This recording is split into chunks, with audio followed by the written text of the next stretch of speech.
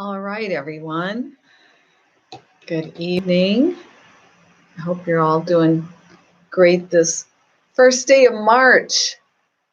I don't know about you, but it came in like a lamb for us. So I guess it's going to go out like a lion. I think that's the saying. Anyway, tonight I'm going to talk about inflammation. And this is actually a request that I had from someone. So tonight is about inflammation. I'll talk about the symptoms. I'm going to talk about the causes and then talk about some of the top reasons for chronic inflammation and also some ways in which you can maybe prevent as well as reduce inflammation in your body. So, without further ado, let's begin. First of all, symptoms. The symptoms of inflammation include sensation of heat or a redness, swelling, sometimes pain, and sometimes loss of function. And inflammation can also cause flu-like symptoms such as fevers, chills, fatigue or loss of energy, headaches, loss of appetite, and muscle stiffness and soreness. So those are some of the symptoms. The causes. So let's talk a little bit about this because inflammation is actually your body's defense mechanism.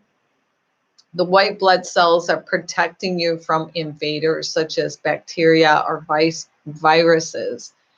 And also chemicals from your body's white blood cells enter your blood or tissues to protect your body from these invaders. This raises the blood flow in the area of the injury or infection. Some of the chemicals cause fluid to leak into your tissues, resulting in the swelling, which sometimes can cause the pain. So think about when you sprain your ankle and your ankle or your foot swells up, that's the inflammation that we're talking about. However, in conditions like arthritis, your body's defense system triggers inflammation when there really is not an invader at all to fight it off. And this is usually called autoimmune disease. And there's many diseases and conditions out there that are really caused by this autoimmune type of activity that happens in your body. The other thing that you should know is some inflammation is short-lived, and that's then usually called acute. And it usually lasts maybe a month or 2 months, and then it goes away. Or else it can be labeled as chronic, which chronic means that it's long-lasting. And this is where inflammation lasts for months and even years, even after the first trigger of that is gone. So inflammation can be short-lived again, or it can be long-lasting. Here are some of the top reasons for inflammation. So these are not in any order of like top to bottom. These are just 10, not 10, but actually not 8 reasons for chronic. And again, chronic means several months or even years. So the first one that I have listed here is digestive problems can cause it. 2, stress. 3 is an insulin resistance. So in other words, type 2 diabetes is usually when that happens.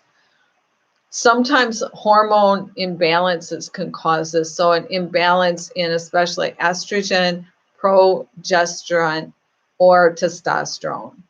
So a lot of times when women go through menopause, a lot of times that's when sometimes we have some of that inflammation that flares up. Synthetic fibers. So this can be different types of clothing that we wear. And it sometimes presents itself as a rash, and then it gets red, it might get painful, and there's that inflammation that occurs. Another reason, top reason for chronic inflammation is a poor diet. So a diet in refined carbohydrates, processed foods, processed meats, gluten, dairy, and sugar all can be components of the chronic inflammation. Also, food allergies as well as food intolerances. So, for instance, if you are lactose intolerant and you're drinking dairy, you're probably going to have some sort of effect that can cause inflammation as well as digestive problems. So, it's sort of like a circulatory thing. And then chemicals in the air, as well as ingestion of chemicals and topically on your skin as well. So again, usually chemicals in the air or any type of other type of chemical that you would come in contact with. Usually, a lot of times it starts out with maybe a rash or itching, might be tenderness area, a redness or swelling. So again, those are the top reasons for chronic inflammation. I'm going to say those again: digestive issues, stress, insulin resistance, type 2 diabetes, hormone imbalances, synthetic fibers, poor diet, food allergies and intolerances to different foods, and chemicals in the air, as well as other environmental chemical issues.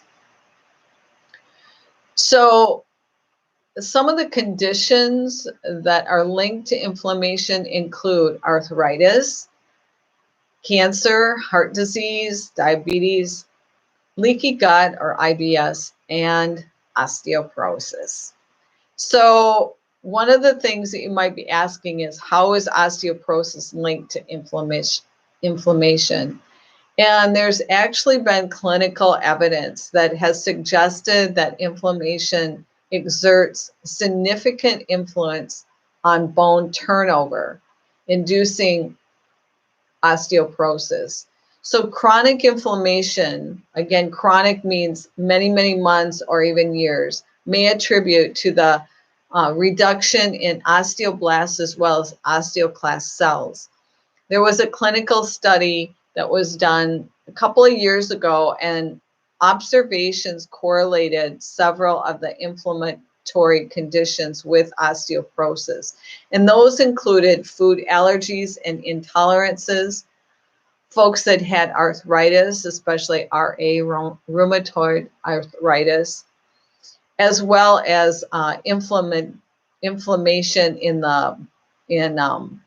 inflammatory, I should say this again, inflammatory bowel diseases.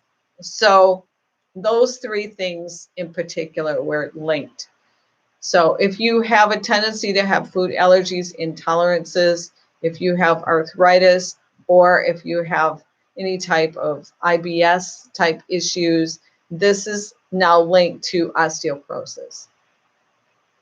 So how do we prevent, and is it possible to reverse the effects of inflammation? And so there are some foods that can help with it. There's anti-inflammatory foods. And to be quite honest with you, and last week I talked about a pH balanced diet or an alkaline diet, and this actually may help because a lot of the foods that are alkaline are also anti-inflammatory. So again, most of your alkaline foods are plant-based. So plant-based foods are more alkaline and are anti-inflammatory, and that includes things that types of foods that are very high in anti-inflammatory properties include berries, broccoli, green leaf vegetables, avocados, oranges, cherries, mushrooms, sweet potatoes, carrots, grapes, and garlic. So add those in your diet if you have inflammation or you think that you have a tendency to have any type of inflammatory type issues going on. There's also a couple of beverages, ginger tea, which ginger tea is really easy to make. Basically, all you do is take fresh ginger, cut it up, slice it up, and put it in hot water and just let it steep for Oh, a good 10, 15 minutes, and you've got ginger tea. The other thing is green tea is also really good. So I had talked about this last week when I talked about the pH balanced diet and alkaline diets. And really the same thing applies. I told you about using the 80-20 rule. So 80% of your plate. So when you look at your plate, 80% of your plate should be plant-based, and then the other 20% can be your animal protein. And great choices include, for your animal proteins, include fatty fishes like salmon, sardines, herring, mackerel, and anchovies. So fresh foods, no processed foods. Stay away from processed foods, gluten, sugar, saturated fats, and dairy. There's also a few supplements that may help with inflammation as well as pain. So one of them is omega-3, and a couple other ones are turmeric, sometimes pronounced turmeric, and then curcumin. So those are 3 supplements that a lot of times folks that have inflammation will take that seem to, again, help, especially with pain. Also, reducing stress can play a role in anti-inflammatory properties. So some ways to manage your stress. There's breath techniques, there's journaling, listening to soothing music, being out in nature. You can talk to a friend about a certain situation that maybe you're stressed out about, or talking to a health professional. Also, restorative yoga as well as yoga nidra are very, very good for reducing stress. Meditation as well as exercise. So lots of different ways that we can reduce stress in our life.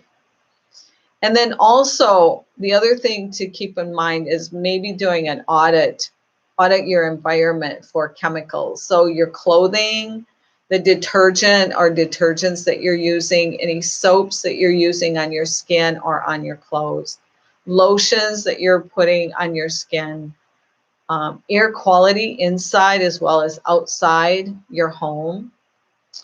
The water that you drink can also affect inflammation, and cleaning supplies that you use can also affect inflammation. So that's my skinny, so to speak, on inflammation. And I'll open it up to any questions that anybody has.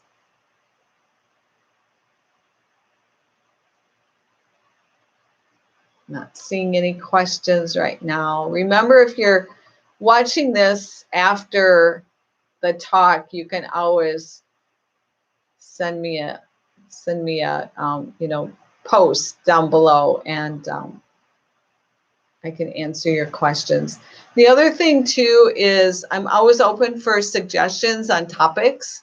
So for future topics, next week I'm going to talk about vegan and vegetarianism and if this is right for you.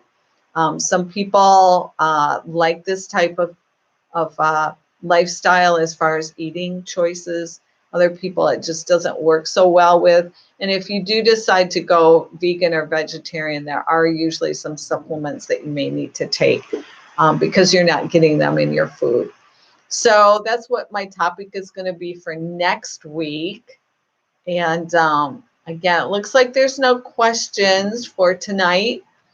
So if you're watching this later on, again, if you've got any questions, you could just post them below. And I hope to see you soon. Please subscribe to my channel if you haven't already so that you get notified when I have new videos that I upload. So I'll see you soon. Bye-bye.